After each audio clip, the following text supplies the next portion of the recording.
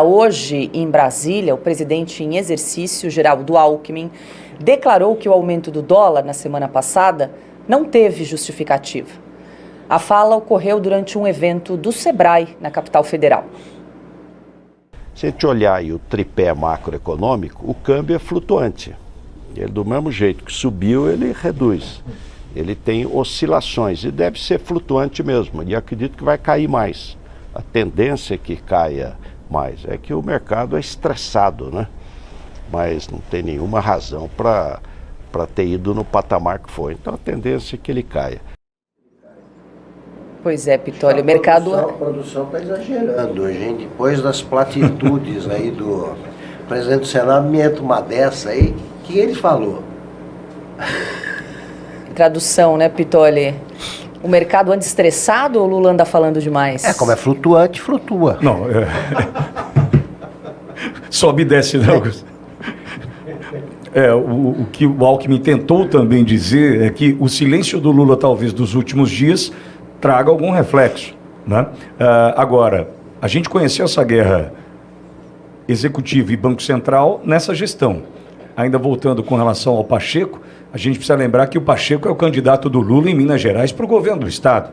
Então, esse discurso já deve estar alinhado para que tenha dali para frente alguma discussão, né, algum embate, algum conflito, para que eles decidam sobre algo que custa muito caro para o Lula. Tanto é que em todas as suas falas, quando o assunto é Banco Central, só há ataques. E o que Alckmin está tentando dizer aí é, primeiro, o presidente em exercício, Augusto, me preocupa se tem condição física para tanto exercício, porque a gente tem um presidente que viaja tanto, né? É um vice-presidente que está realmente preparado para isso, pelo menos fisicamente.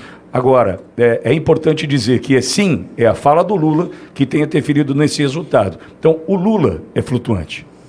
Pois é, né? Em que pese as falas de Lula... Semana passada, retrasada, Lula acabou chamando de cretinos, né, quem teria feito associação entre a alta do dólar e as falas do presidente.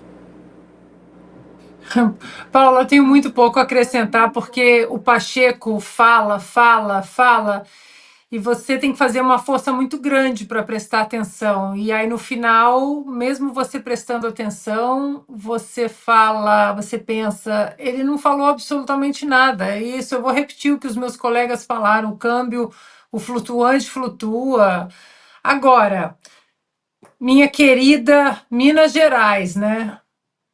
Será que merecemos Pacheco para governador de Minas Gerais? Tudo bem, a gente tem um passe aí, colocamos Pacheco no Senado, porque o outro nome na cédula era Dilma Rousseff. Mas Rodrigo Pacheco, que eu colocaria como, olhando para a história, um dos nomes, um dos políticos mais covardes que que Brasília já viu, que Minas Gerais já viu, que o Senado já viu. Uma coisa é você discordar politicamente de uma medida, de uma reforma, você não ter a mesma ideologia. A democracia é assim, saudável, com várias vertentes, e você entra no campo do debate das ideias, e você mostra por que a sua ideia é melhor que a outra, de acordo com o que funcionou na história ou não. Agora, o Pacheco, ele sentou na nossa Constituição. Ele sentou na nossa Constituição, ele não protegeu a nossa Constituição. Tudo isso que nós falamos todos os dias aqui, como o nosso querido Silvio Navarro sempre fala, né? Nós somos um disco arranhado, porque todos os dias é a mesma coisa, parece que nós estamos, né, naquele filme da marmota, a gente acorda e fala a mesma coisa. Muito desse cenário de desmando jurídico, de insegurança jurídica, eu diria até de um hospício jurídico, por causa de Alexandre de Moraes e Barroso, e derrotamos o bolsonarismo, Felipe Martins preso inconstitucionalmente, Daniel Silveira, as senhoras, né?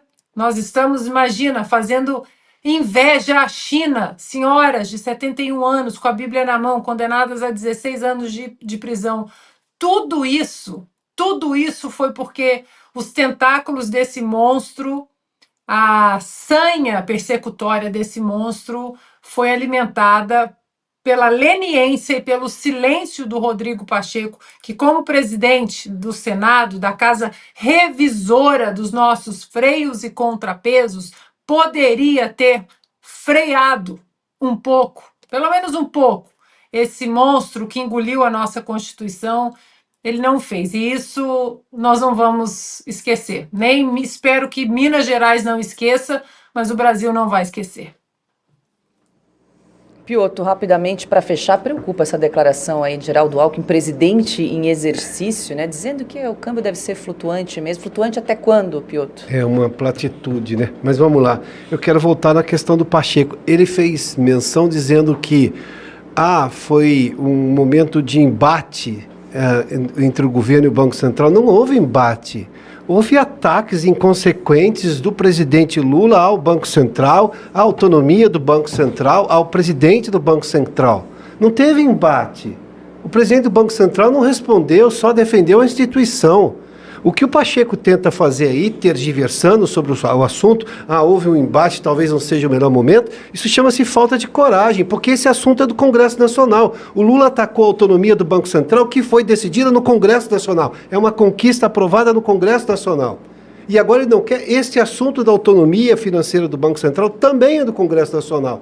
E vai a voto, vota-se. Se o governo tiver mais voto, não passa. Se a oposição tiver mais voto, passa e acabou. Ele está renegando o papel dele. Ele afronta a prerrogativa do Congresso Nacional, o qual ele preside. Ele está tergiversando.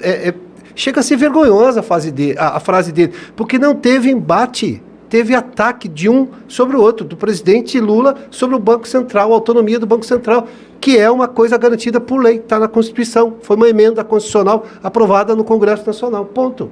Esse é um pusilânime, né? Ele mostrou nesse tempo todo aí como é que se exerce um cargo de joelhos.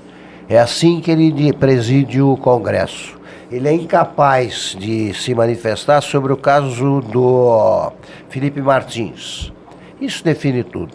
Quem fica insensível a esse caso, a um homem que provou a própria inocência, quando o ônus da prova cabe ao acusador, e mesmo assim permanece preso há quase 5 meses, realmente quem não se sensibiliza com isso é pusilânime e cafajeste, né?